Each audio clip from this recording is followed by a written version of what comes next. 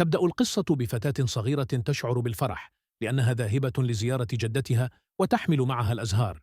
أثناء سيرها في الطريق كاد سائق شاحنة طائش الذي كان يسير في طريق ممنوع الدخول أن يدهسها، لكن فجأة يظهر البطل الخارق وينقذ الفتاة في اللحظة الأخيرة، ما يجعل الجميع منبهرين ويبدأون بتصويره. في مشهد آخر يذهب أخ لزيارة أخته المريضة في المستشفى. تكون الأخت سعيدة بزيارة أخيها، لكنها حزينة لأنها لم تخرج من المستشفى منذ فترة طويلة. يقرر الأخ أن يأخذها إلى متجر صغير ليفرحها قليلا. لاحقا يشاهد الأخوان فتاة يقترب منها متشرد ويحاولان إنقاذها، لكن البطل الخارق يظهر مرة أخرى وينقذها قبلهما.